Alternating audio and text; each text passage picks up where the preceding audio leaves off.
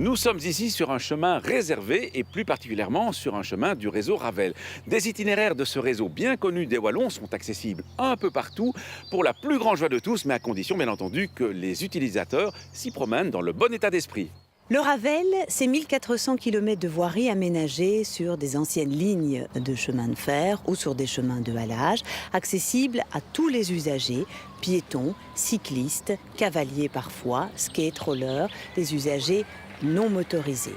Il existe une dizaine de grands itinéraires régionaux au travers de la Wallonie. Le maître mot sur le Ravel, c'est la convivialité, le respect des autres usagers. Et sur le Ravel, le code de la route s'applique sur le Ravel même et aussi aux intersections avec d'autres voiries.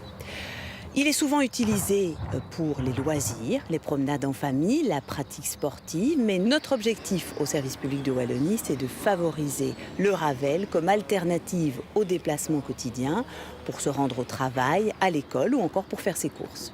Le code de la route est donc d'application sur les chemins réservés. C'est donc le bon moment pour rappeler les règles qui concernent les usagers qui s'y promènent.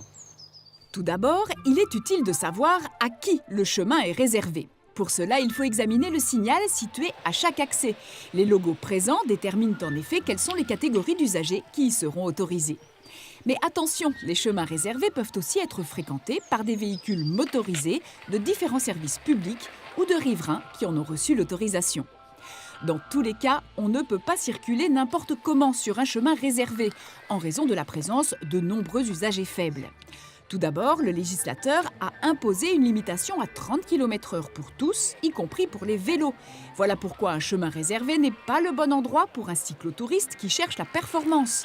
Et voilà pourquoi également, un speed pédélec qui peut facilement atteindre 45 km/h ne sera admis sur un chemin réservé que si ce logo spécial s'y trouve.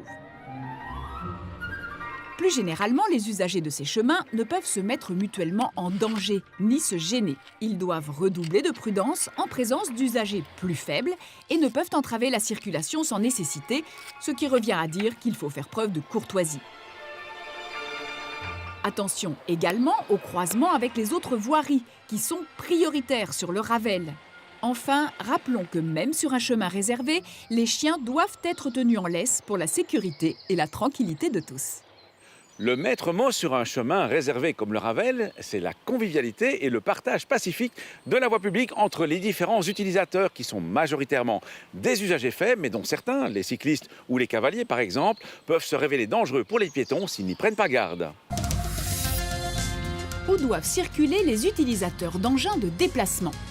Si vous utilisez une trottinette ou des rollers par exemple, vous devez changer de comportement en fonction de votre vitesse.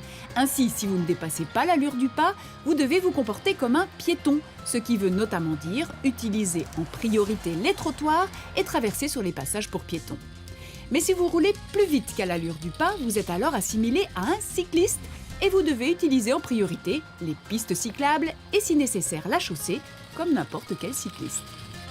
À la semaine prochaine et d'ici là, bonne route!